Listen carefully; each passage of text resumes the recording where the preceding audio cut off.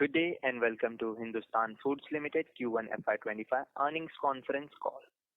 This conference call may contain forward-looking statements about the company which are based on the beliefs, opinions and expectations of the company as on date of this call. These statements are not the guarantees of future performance and involve risks and uncertainties that are difficult to predict.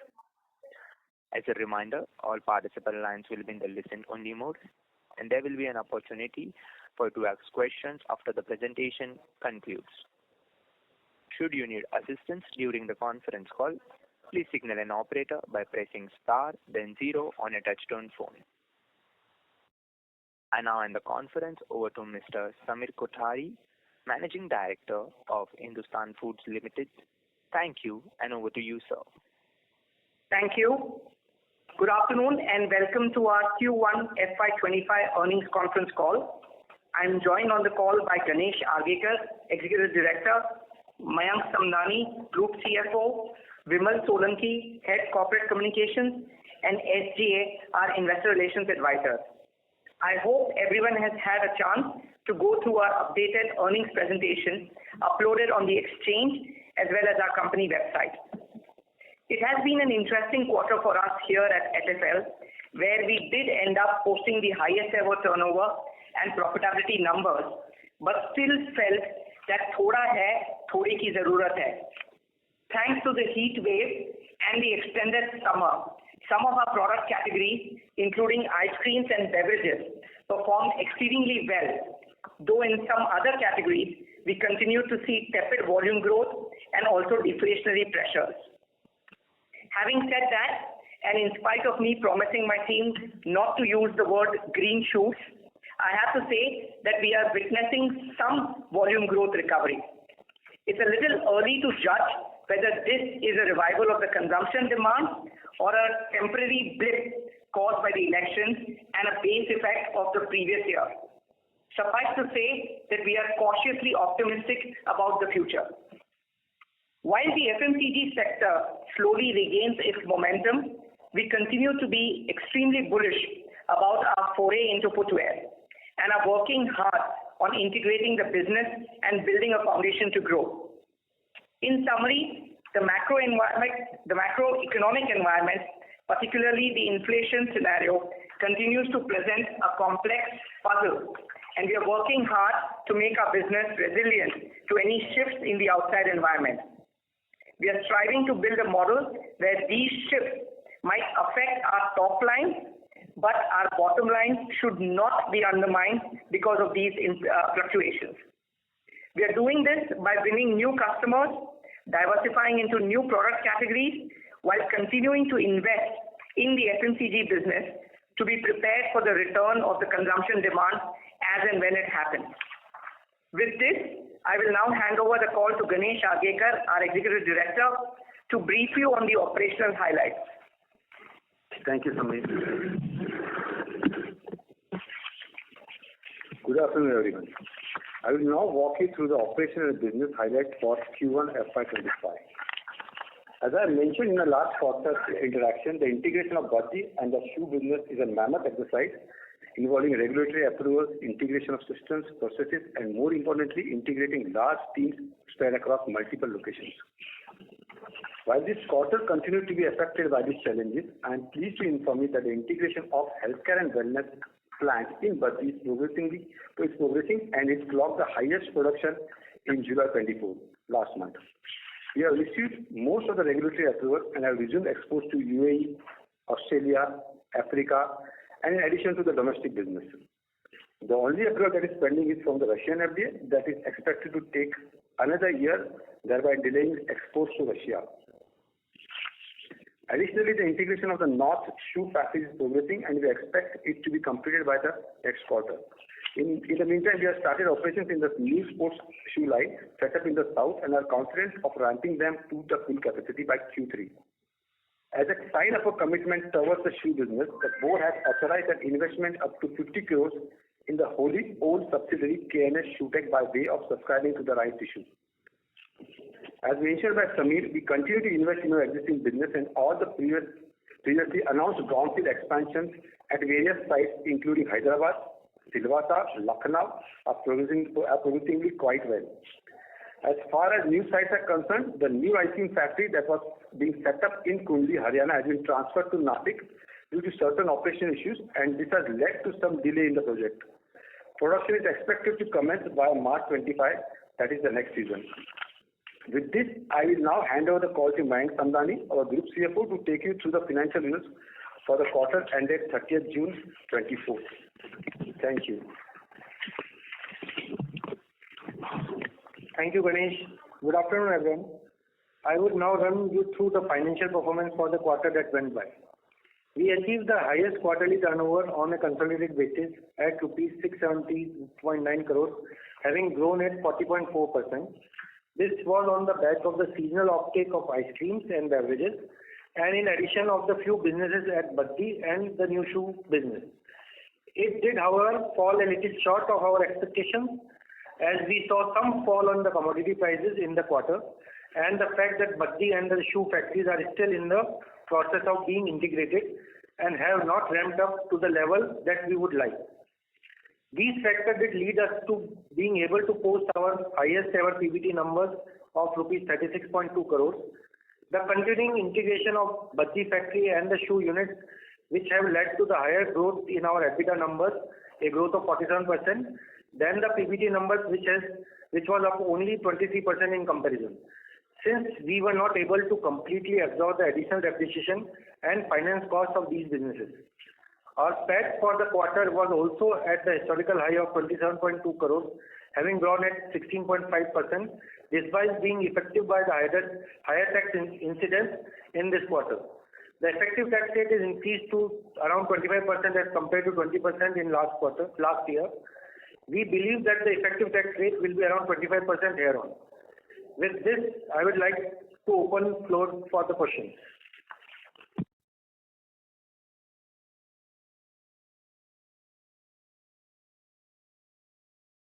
Thank you very much. We will now begin the question and answer session. Anyone who wishes to ask a question may press star and one on the touchtone telephone. If you wish to remove yourself from the question queue, you may press star and two. Participants are requested to use handsets while asking a question. Ladies and gentlemen, we will wait for a moment while the question queue assembles.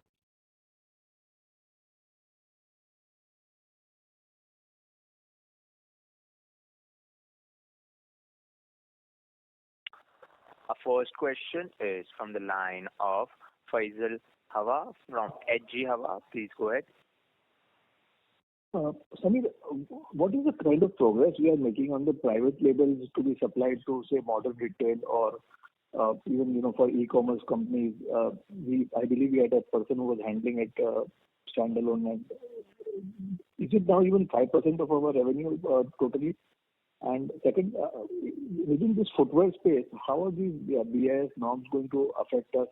And will it lead to a lot of work coming in for contract manufacturers of footwear? And is the existing industry even geared up to handle the kind of huge influx that may come of orders?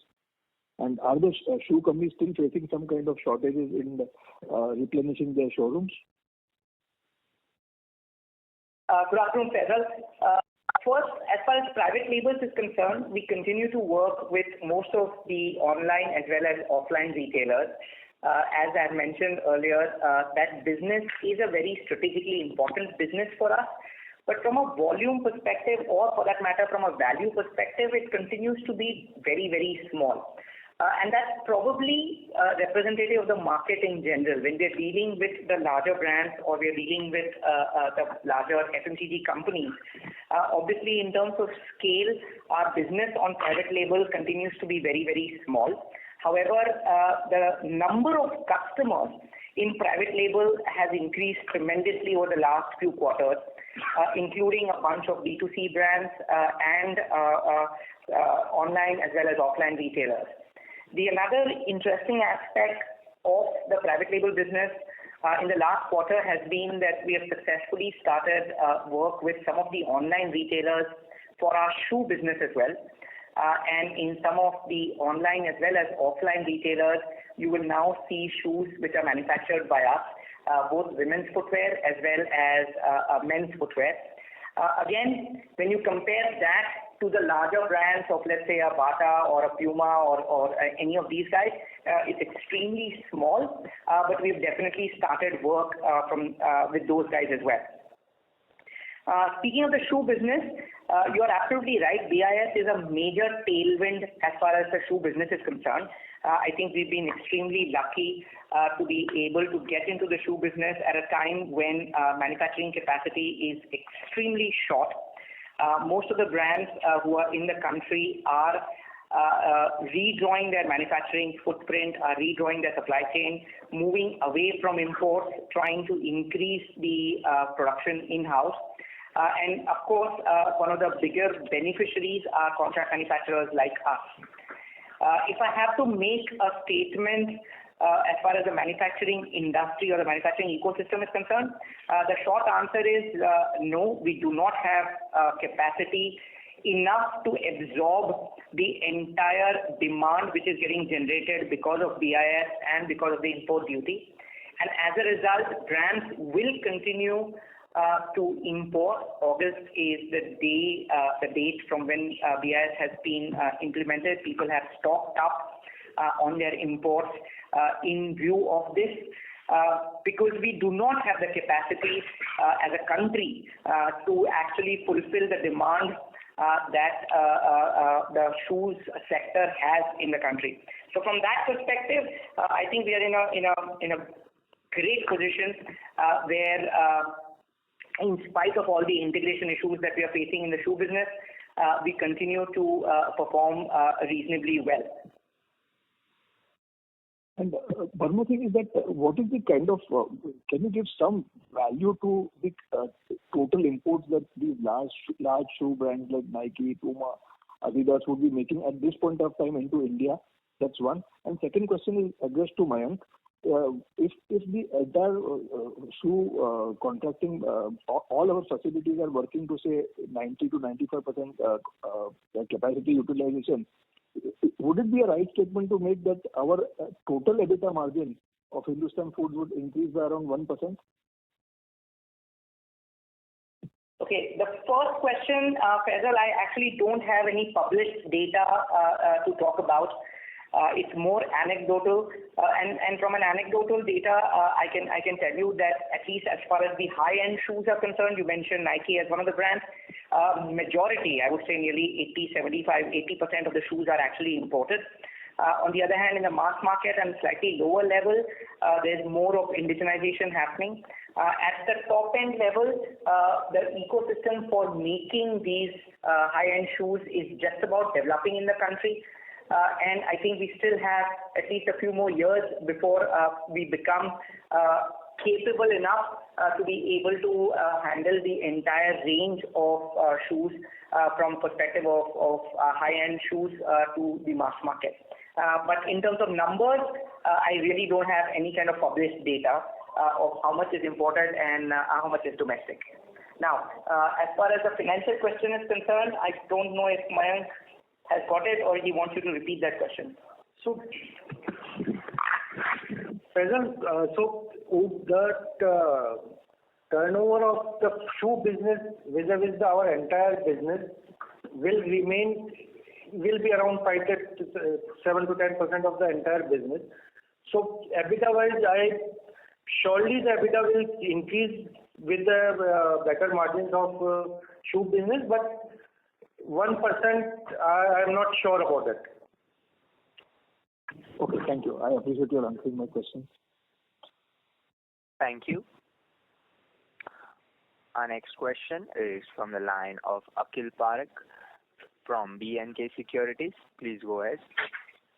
Hi, thanks for the opportunity and many congratulations to the team for delivering a good set of numbers. My first question is on the OTC pharma business. It's a big acquisition which we have done, but we have been a bit reluctant to highlight, the kind of potential sales this manufacturing unit can do.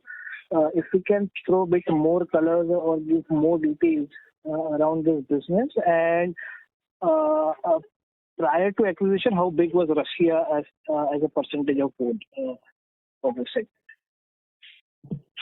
Sure. Thank you, Akhil. As far as the OTC pharma business is concerned, it's not that we've been reluctant to share the data. We've been quite forthright and transparent in terms of what we are doing there. The difference is that it was a factory which was owned by the brand owner, and as a result, any kind of value numbers from a perspective of what they were doing as far as turnover is concerned versus what we will be doing as a contract manufacturer would not be a right comparison. We would be comparing apples to oranges because their turnover would include the margins, etc. From a volume perspective, I think we mentioned this earlier that we have an anchor tenant agreement with our customer there, where nearly 60-65% of the capacity has been underwritten by our main customer. And like Ganesh was mentioning in his opening remarks, we have more or less been able to integrate all the other requirements in terms of regulatory and have achieved, I think, at least a decent number as far as domestic production as well as export to all of the other countries that Ganesh mentioned. Russian FTA is one particular product which is getting exported to Russia.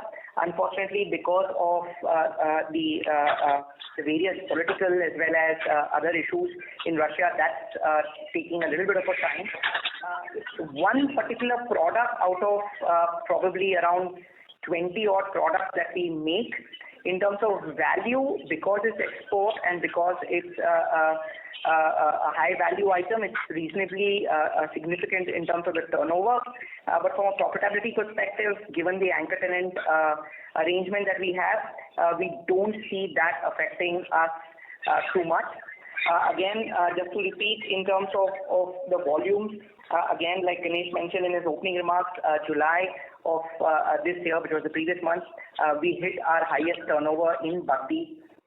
I am reluctant to talk about the value terms of what the turnover of that factory was, but in terms of volume, that's the highest that factory has produced since December of probably 2023. So in the last nearly 2 years, that's the highest quantity that we have produced. So I think, we are reasonably confident about the integration. The Russian FTA continues to be a dampener, but I don't see that affecting our bottom line, even if it does affect our top line to a certain extent. Sure, that's helpful. And did it contribute to the top line in Q1 of FY25, the OTC pharma business?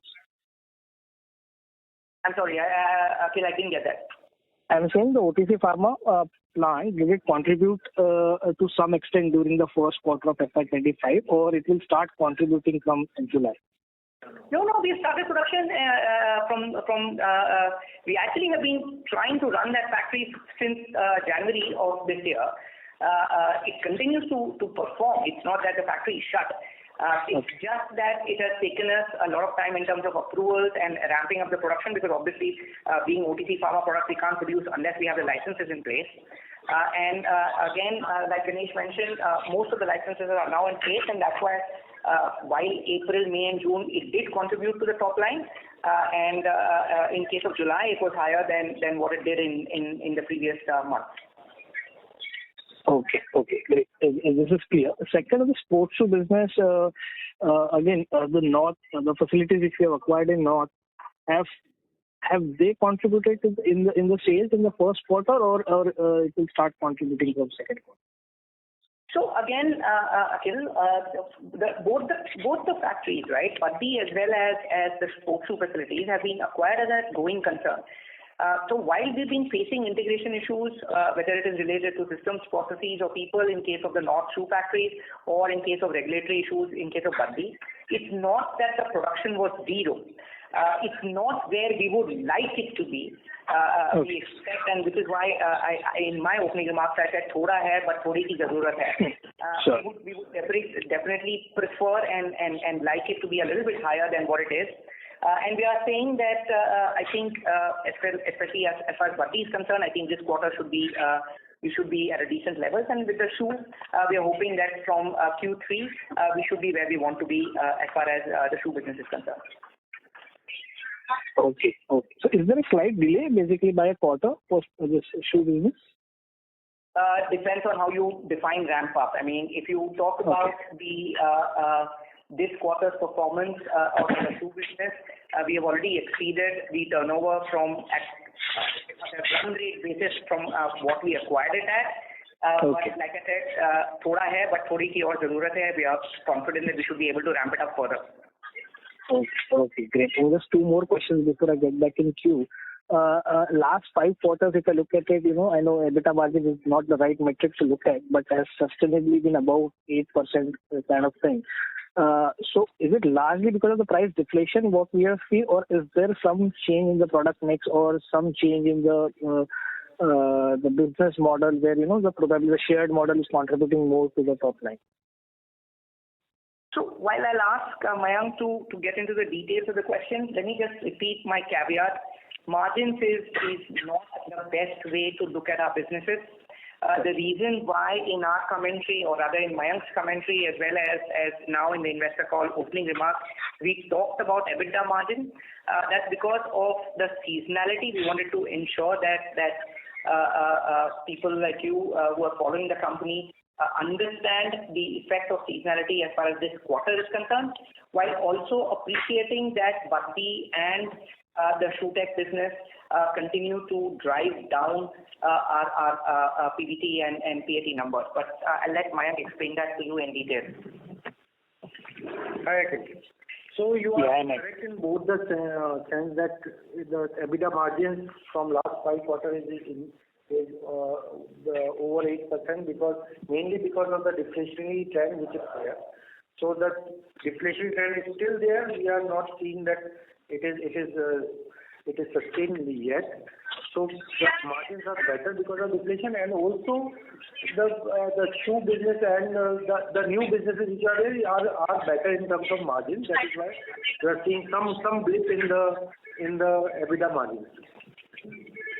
Sure. That's great. And lastly, in press release, we have not mentioned that we continue to guide for that 4,000 crore of a top line for 25. Do we still maintain that, or there might be some deviation to that? So in the press release as well as in the opening remarks, what we've said is that frankly, we are not understanding what's happening on the inflation front. I'm sure people like you who look at macroeconomic numbers more than we do will understand it better. In some categories, we continue to see deflation, and in some categories, we are beginning to see inflation coming back. Like we've mentioned time and again, our top line is a complete pass-through, especially as far as raw materials and packing materials is concerned. So from that perspective, if most of our prices go up, volume, even if the same volume will end up showing a higher turnover, while it may not affect our bottom line. So the reason why we've stayed away from mentioning about the 4,000 crores is the actual answer is we don't know. In this past quarter, it's been the volumes have ramped up to the level that we want. The volumes actually have ramped up to a level which should generate at normal levels generate a turnover greater than 4,000 crores, which is why we've been forthright in saying that our bottom line numbers should not get affected by this inflation deflation. However, as far as the top line number is concerned, I really don't know how the macroeconomic conditions are going to work out in terms of petrochemical prices or agricultural commodities. Sure. That's helpful. Best wishes. Thank you so much. Thank you. Our next question is from the line of Nirav from Birla Sun Life Insurance. Please go ahead.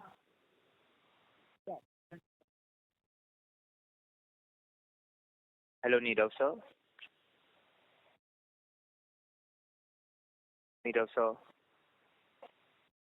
Hello, can you hear me? Yes, sir. Please go ahead. Yeah. Thank you for this call. So I just wanted to understand a little more details on the operation issues that you all faced, that made you all shift the ice cream plant from Haryana to Nashik. So, and will that have any impact on the growth, on the revenue target that you all have for this year, and any change in the capex for the plant for this as of now? So, yeah, sure. So, Nirav, the factory which was supposed to come up in Kundli I think we had mentioned it in a couple of quarters ago that we had signed an agreement with the Central Warehousing Corporation for that factory. Because of certain statutory reasons, when it came to giving the permissions for setting up the factory, the authorities suddenly realized that while the CWC Act permits them to do processing, it actually does not permit them to do manufacturing activities within their premises. This nuance between processing and manufacturing is what caused us to relook at their entire arrangement, given that we would have been investing more than 100 crores in that site. We really did not want to get into a situation where the viability of that or the actual existence of that site is dependent on the definition between processing and manufacturing. So in consultation with the customer, we took the decision to relocate that factory from Kundli to Nashik. And I think, yes, it will affect the project is probably going to get delayed by a couple of months. We started the groundbreaking in Nashik last month, and construction for the facility has started. We are reasonably confident that we should be able to start production by March, which is what the season is. But if you look at purely the financial year, yes, it has gotten delayed by, I would say, at least 2 months. Again, does it change the annual target? I mean, we were expecting revenues to start coming from the fourth quarter from this plant. Not to a large extent. Again, I just want to repeat what I discussed with Akhil in the previous interaction. That revenue target to us or for us would be a lot more dependent on the inflation deflation of various commodities. As far as the ice cream business is concerned, given that we were earlier expecting it to start production in January and it would have taken a couple of months to ramp up anyways, I frankly am not sure that it would make such a large dent or it would make such a large difference for this financial year.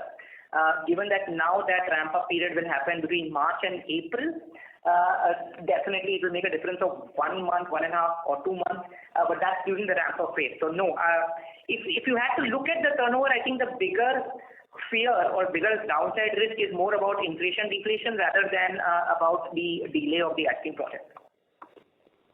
Sure. Thank you, sir. But purely, again, Nirav, I'm repeating because it's unfortunate that we have to clarify this in every call, but the top line number to us is literally a pass through. And we are reiterating in our press release as well as in our opening remarks, we do not expect that the bottom line numbers should get affected by any kind of inflation or deflation that happens as far as the top line is concerned. Understood. Thank you so much. Yeah. Thank you. Our next question is from the line of Nitesh from Voice Capital. Please go ahead. Hi, thank you for the opportunity and congratulations to the HFL team on stellar revenue growth during the quarter. So my first question is on the footwear business. So could you share, how the business has been ramping up and how much has it contributed to the revenues in this quarter? And how much do you think it will contribute in FY25? Nitesh, we generally avoid trying to give specific numbers of any of our factories. As far as the footwear is concerned, I do understand that it's a new category, and frankly, even for us, we are debating about whether we should look at it as a separate segment, separate division, and start declaring numbers about this separately. But right now, I'm unable to do that. Let me come back to you in a couple of quarters once we are clear on what direction it is taking, and then maybe we'll start disclosing numbers for the footwear separately from our existing business. As far as how the business is ramping up, I'm going to just ask Ganesh to give you an inside view of what happened. Hi, Nitesh. Hi. So the shoe business, we have been trying to integrate this totally. It's like we All our factories are connected with a common ERP program. We have a strong IT team in place. We also take help of external consultants for developing programs, customization of software, as well as reports. The integration is taking a little bit of time because of people, because of systems. Just imagine the number of items that we deal in. I mean, there are more than 50,000 RMPM masters, more than 3,000 vendors who are supplying to the factory. The set of operations are different in different factories. One factory is manufacturing. I mean, I would say the set of operation would mean stitching, cutting, assembly, sole fitting, stock fitting. So the integration part itself is taking a bit more time than expected. However, we are confident that in the next coming quarter, we would be able to integrate fully and we should be online for the target. So we expect, steady state from Q2 onwards? Q3 would be the right, time where I would confidently say that we should be able to, ramp up production and integrate everything, all systems, people, everything in place. Understood. And as you mentioned that... Nitish, I'm sorry to interrupt, but steady state is probably not the right adjective because while it will be steady state for the northern factories, the southern factories are new and will be ramping up between Q3 and Q4. So we actually expect for the turnover to grow from Q2 to Q3 to Q4. I would say at the end of Q4 is when our existing capacities will reach a steady state performance. Having said that, given that we are extremely bullish about this segment, I'm hoping that by Q4 we would have allocated some more capital to expand capacities in this segment.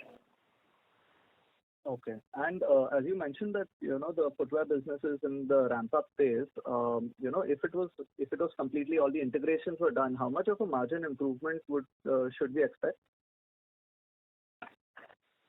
Okay, difficult to say. I'm going to very nicely pass the question to Mayank and let him deflect this. How much of a margin? Nitish. Hi, Nitish. So as in one of the earlier questions, I mentioned that for this year, the overall percentage of sales which footwear will do vis-a-vis the entire operation will not be very significant for this year, but the margin profile is better. So as of today, I am little reluctant to give you the margin betterment number. Probably once in Q3 we can give you these numbers when we are ramped up to certain capacities. Okay. Just on the revenue growth in the quarter, just wanted to understand, how much of this revenue growth is coming from seasonal products and how much of this demand do we see, to be recurring over the next few quarters? So again, can't discuss on percentages because of obvious reasons, but a large part of it is got to do with seasonal. A large part of it has got to do with the integration and the ramp up of the shoe business, which was not there in the previous quarter, as well as Bati, which is now beginning to ramp up as well. Which is why we try to go at length in both the commentary as well as our opening remarks to say that it's a combination of a bunch of things as far as top line is concerned. It's a combination of extended summer. It's a combination of extreme high temperatures that both the seasonal products, ice creams as well as beverages, have actually had a record year. As far as beverages is concerned, I think since we've acquired the factory, which was way back in 2019-20, I think, this is the highest production that we've ever done. As far as ice cream is concerned, again, in the last 3 years that we've set up this facility, this is the highest production that we've ever done in ice creams. The shoe business, of course, is completely new. It was integrated on 1st of April. So the entire turnover which has come in from shoe business is not comparable to the previous quarters or to the previous year because it did not exist. As far as Bati is concerned, while in the previous quarter we did continue to have Bati, in the previous year, Bati was not part of the comparable figures. So as a result, a large part of the growth has come on account of these four things. Large part of our EBITDA as well as PBT, PAT numbers have been affected by these factors. And again, I think we tried to explain that, or at least Mayank tried to explain that about how our EBITDA numbers have changed as compared to PBT, PAT, etc. Happy to elaborate on that because I think that's a critical takeaway for us from this quarter as far as the financial numbers are concerned. Okay. So, that leads to my next question because our EBITDA growth is 44% and our PBT growth is around 23%. So, firstly, is our level of depreciation and finance cost at around 20 crores? Is this a steady state now? So, yeah, Mike. Yeah, so both the finance cost and the depreciation is 20 crores for this quarter. And till we do the next round of investment, this will be mostly the steady state now. Okay. And by when do we expect, financial leverage playing out and, reflecting in better PBT growth, more, closer to this EBITDA growth? So, Dipesh, if you look at our business model, right, as far as dedicated factories, etc., is concerned, from that perspective, we do not take on any kind of leverage as far as those are concerned. As far as financial leverage is concerned, there are two things playing out as far as the numbers is concerned. One is we've raised some money in the month of December. We've not completely deployed that money, and as a result, our ROEs will continue to get affected or remain depressed till we deploy that entire sum of money. As far as the shoe business is concerned, which is a shared manufacturing facility, that's where both operating as well as financial leverage will come into play. As the shoe business and Baddi ramp up, we are hoping that both the PBT and the PAT numbers will start improving in sync with the EBITDA numbers. Frankly, that's the reason why we've gone at length to explain that while EBITDA has increased by 40 odd percent, our PBT has not increased in a similar proportion because Baddi and the shoe business continue to underperform as compared to our expectation. We expect that in the next couple of quarters that should change. And as far as the PAT is concerned, PAT will lag as compared to the previous year because of the change in the taxation rate. And I think it will take one full year for that to be washed out because the whole of last year we were at a much lower tax rate as compared to this year. Going ahead, however, our effective tax rate is expected to be 25%. So from a steady state perspective, that's where it should be. Okay, thank you. And just the final question. On the last call, you had mentioned that, there are two assets which Vanity Case has, which we are thinking of planning to incorporate into Hindustan Food. So, is there any update on this merger? So, there was one operating asset, which is a Nashik one. Another one was the holding company, which we are reverse merging. So, the operating asset is only one, which is a Nashik unit. So, we will file the application to SEBI and the stock exchange in the month of September.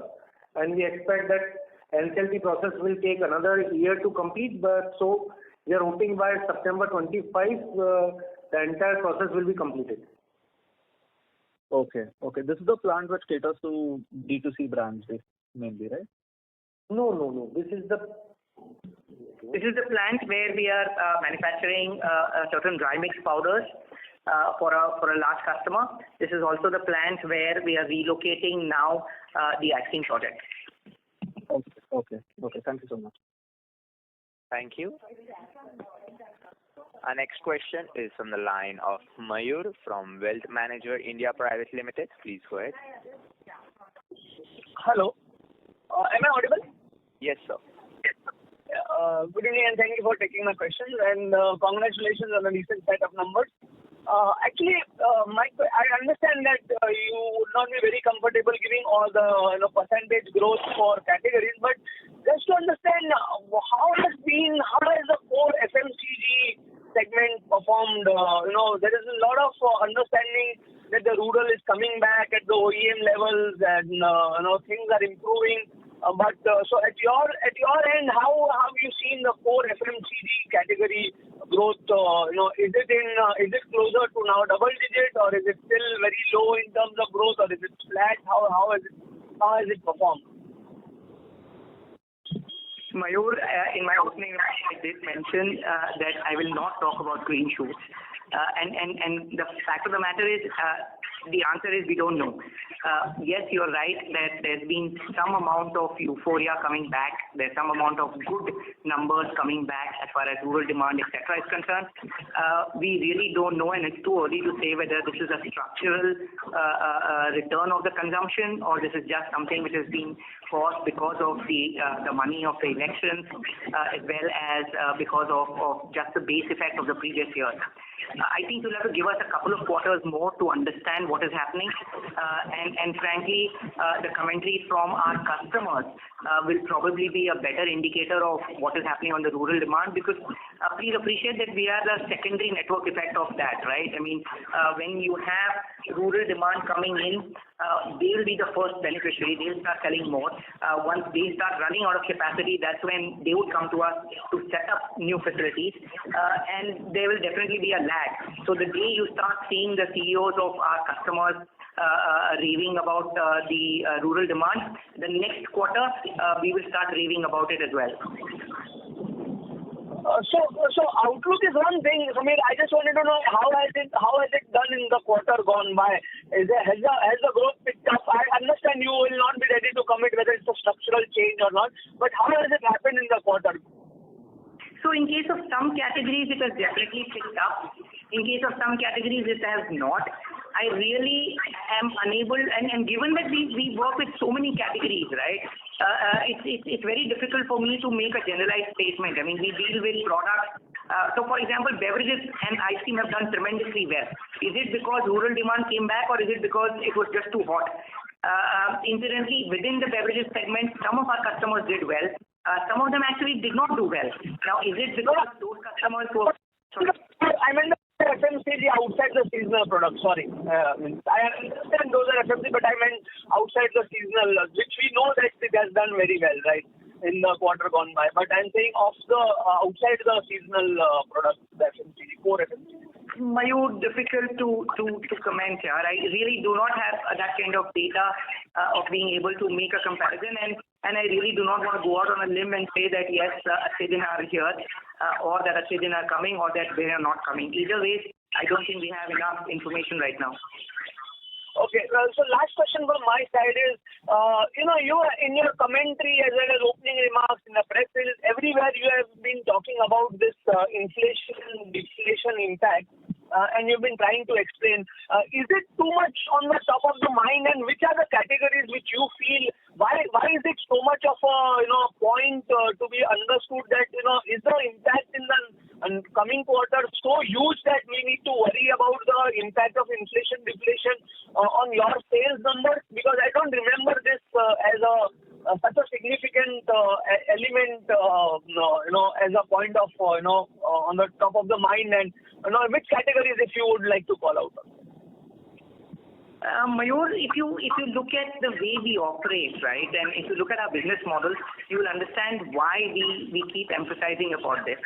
Frankly, the question that you're asking is exactly the reason why we are spending so much mind space on this. What people need to understand from our business perspective is that the top line numbers for us is completely governed by the inflation deflation, while our bottom line number remains constant irrespective of the price movement on our top line. The reason we keep saying this is because people keep asking us about whether 4,000 crores will happen, 5,000 crores will happen, what's the margin as far as PBT to sales is concerned. If you look at and in our previous interactions, we mentioned that if there's a deflationary environment, which was the case 2 quarters ago, our margins improved without us doing anything. While as an analyst, you might appreciate and say that the management has done tremendous work to improve the margins. The fact of the matter is the margins improved just because our top line reduced. So that's the reason we keep emphasizing this so many times, because unfortunately I don't think people appreciate that our business model is slightly different. We are a contract manufacturer, and within the contract manufacturing business, nearly 80 to 85% of our business comes from what we call dedicated manufacturing. I'm happy to take this call, this discussion offline, because we've elaborated on our business model in our investor presentations as well as other interactions. But I'm happy to get on a call with you and explain to you again. I understand. Sorry, just it's a clarification, not a question. When you look at the CPL, Hello, sir. it's a clarification, not a question. Okay. Please. Thank you very much. Okay. Yes, sir. Thank you. Our next question is from the line of Nihar Mehta from Bay Capital. Please go ahead. Hello. Am I audible? Yes, Nihar, we can hear you. Yeah. Hi. Thank you for taking the question and congratulations on continued growth. I just had one clarification on the increase in employee expense and other expense. So is it solely because of the integrations of shoes and OTC business, or is there some other element to it? The employee benefit expense is increased majorly because of the shoe business. As we have mentioned I think in the last interaction of investor call, we are told that we are taking around 4,500 people with the business. This is the employee cost is the major cost there, which this will continue to be there in next quarters also. Okay, thank you. That's it from my side. Thank you. Our next question is from the line of Devansh from State Enterprises. Please go ahead. Yeah. So thanks for the opportunity. So just a quick question. One is on our shoe manufacturing, like we did highlight, there's a lot of demand around there. So, and there has been some challenges in integration. Can you just elaborate a bit more on that? And another thing is, when do you expect it to fully ramp up? What are our internal targets right now? And second question is, sir, with respect to Baddi, there are three parts. One is the anchor tenant model. One is for dedicated manufacturing for your racket. And within that, there is some challenges with Russia. And another thing is that new customer acquisition, which we have to do over there to fully ramp up. So what is the progress there right now? How are the new customer acquisitions progressing? So if you can just elaborate on these two questions.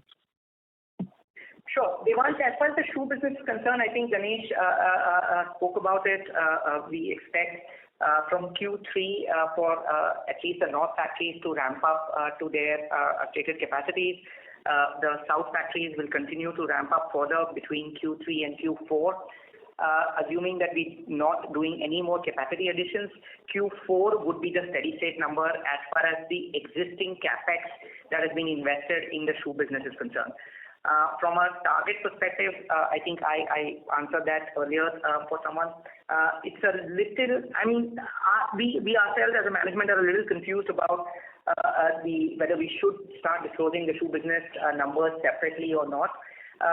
Bear with us for another quarter or so. Let us try and understand how this business is shaping up and how different it is from our existing business, and whether it deserves a special mention in terms of a separate category.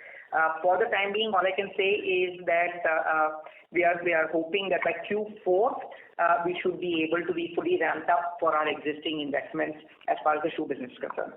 As far as Baddi is concerned, you're absolutely right. One of our customers is our anchor tenant in that facility. As far as the ramp up for that anchor tenant is concerned, other than Russia, all the other markets, including the domestic markets, have ramped up to the capacity that has been committed by that customer. From that perspective, again, we are reasonably confident about meeting our bottom line guidance as far as that anchor tenant customer is concerned. For getting new customers, that's an ongoing process. where the gestation period, because it's an OTC pharma site, is slightly longer than, let's say, our regular FMCG sites or any of the other home care sites. Purely from a regulatory perspective, even if we have to launch, and we are currently working with a couple of customers on new product launches, just the stability and the formulation trials and the regulatory requirements can take as much as 8 months to a year. So I don't see us being able to sign on any new customers in this financial year, and that's what we had built in even in our numbers, that we do not expect any new customers to come in this financial year. If they do, we will definitely come back to you, and that frankly would be a bonus if it happens. Okay. Thanks. Thank you. Our next question is from the line of Kapil Zaveri from MK. Please go ahead. Yeah, this is Kashyap Zaveri from MK Investment Managers. Congratulations, Samir and team, for excellent numbers for the quarter. Just few clarifications I need. One, on this ice cream factory, when you shift from, let's say, Haryana to Nashik, Kundli to Nashik, your customers also need, product around that area. So in that case, ideally, he would have planned something for demand which is in and around, Nashik area. So, how does that work for him now? Kashyap, brilliant question. You're absolutely right. Ice cream being such a sensitive product as far as transportation cost is concerned. Yeah. You're absolutely right in terms of that. Without getting into too many details, which I can't, obviously for confidentiality reasons, let me tell you that obviously this decision was done in consultation with the customer. The customer has to sign off because it's a dedicated factory. So unless the customer is okay with the site, we obviously cannot choose any of the sites. Maybe, and nobody can predict the future, but maybe we might look at a couple of factories coming up from a geographical location perspective, but that's something we don't know. Sure. Second, just a clarification. You mentioned that there has been some deflation in some of the commodity prices. So in that 44% value growth 40% value growth in the top line, volume growth should have been slightly higher, right? Absolutely. I don't need a number. Obviously, it's difficult because there are too many businesses to handle, but overall. But you're absolutely right. I was explaining earlier. So the shoe business, for one, was not there in the previous quarter as well as in the previous year. So that's a completely new addition to the top line. The Bati factory, while it was there in the previous quarter, was not there in the previous year. So that's a complete addition when you look at Y-on-Y numbers. And obviously, both of those businesses add to the top line in terms of value as well as volume. Sorry, Samir, sorry to interject here. My question is slightly different. I'm saying this 40% value growth also includes all this, but what I'm asking is that our volume growth should be higher than 40% for the quarter, including all the businesses that we have added in last 4 quarters. Versus that 40% value growth, I'm asking. So it's not comparable, right? We are manufacturing, let's say, 100 pairs of shoes in this quarter, which were not there in the previous quarter. So there's a volume growth of those 100 pairs for sure. Similarly, let's say we manufacture 100 tablets in Bati. Again, if I look on Y-on-Y numbers, we did not manufacture 100 tablets in Bati last year because we did not have the Bati factory. So that's a volume growth as well. From our existing factories, again, then it comes to seasonality. The ice creams have had a record volume as compared to the previous quarter as well as the previous year. Same thing with beverages. They've had a record volume as compared to previous quarter as well as previous year. So yeah, it's a combination of volumes as well as value. I'm really not sure on what information I can give you which can help you better analyze that number. Maybe I can take this separately because I think I'm not able to put forth my question in clear way. But let me take this up separately. The third question is on the warrant issuance. We received about 170, 60, 70 crores last year. and some of those investors have sold some shares in the open market also. Now, what happens to those warrants? Are they still on in terms of full conversion? Sure. I mean, that's the idea, right? I mean, we have the reason the secondary transaction has got nothing to do with the primary transaction. The primary transaction was done in the form of warrants because we were not sure of being able to deploy the entire sum of money right away, and we didn't want our ROEs to be depressed in the meantime. Even today, in spite of having deferred that money, we have nearly 70 crores, 70 or 75 crores lying in FDs, which has actually depressed our ROE numbers for this quarter. So the warrants issue has been done in the nature of warrants because we believe our requirement for capex will be spread out between the next 12 to 18 months. And that's the timing that we did as far as raising the money is concerned. Secondly, frankly, is not under the purview of our company anyway. So I am just unable to comment on that. Sure. And the last one is, if I look at difference between your standalone numbers and consolidated, there are two odd subsidiaries which are fairly large here. Will become eventually also much larger in the scheme of things. But the margins there, if I look at the difference between standalone and consolidated, seem to be very volatile. And in fact, this quarter, despite that, the top line difference has almost doubled. Our EBITDA, difference is just about, versus 21 crores, it's about 27 crores. So if Mayank can help us understand this. Yeah, while Mayank is doing his mental math as far as that is concerned, let me just quickly tell you from an operational perspective. Yeah. The structure is going to get a little complicated. We have some ice cream business with our subsidiary, which has a completely different margin profile vis-a-vis EBITDA as well as PBT, PAT. Right. Purely because the asset turns in the ice cream business are going to be much lower. And as a result, that number will not be comparable. We also have our shoe business, which has come into the subsidiary, and that's going to completely change the margin profile again, because that one is a shared manufacturing business, has extremely high asset turns, because it's a very labor-intensive business, like Mayank was saying. We have nearly 4,000 odd people who have come on board, and that's going to change the margin profile as well. I don't think it would be right to look at it from that perspective. Even within the subsidiaries, because ice cream is a seasonal business, if you look at it from quarter to quarter, the margin profiles will change.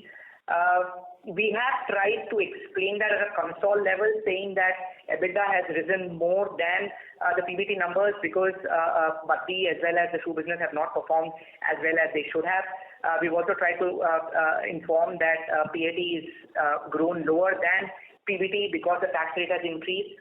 I would urge you not to split hairs trying to get into the margin profile of, let's say, the ice cream or the shoe business. The shoe business, like I mentioned earlier as well, is something we will probably in the next couple of quarters come back and start looking at those numbers individually, because I don't know. I mean, I understand that as an analyst, you might want more clarity about what's happening with the shoe business, especially since it's a very labor-intensive business and has very, very high asset turns, will have a completely different ROE profile as compared to our regular businesses. But give us some time to think about that. Sure. But just some clarification in terms of numbers, Mayank, if you can later, help us, that would be great. We will connect separately. Sure. Sounds great. A small answer that Batti and beverages is in standalone. So all the reasons what we given to the consolidated numbers apply to these numbers also, because there is a seasonality in the standalone and there is a Batti which is underperformed, which is in the standalone. For the greater the discussion, we will connect on call separately. Yeah? Sounds good. Thank you so much. I'm done. Thank you. Our next question is from the line of Faisal from HG Hava. Please go ahead.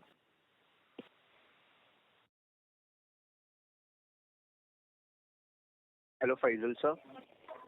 Please go ahead, sir. Hello, Faisal sir.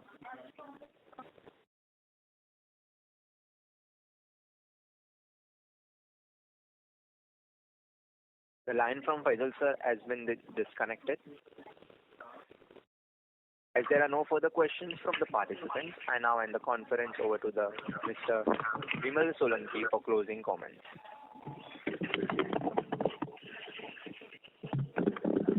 Thank you.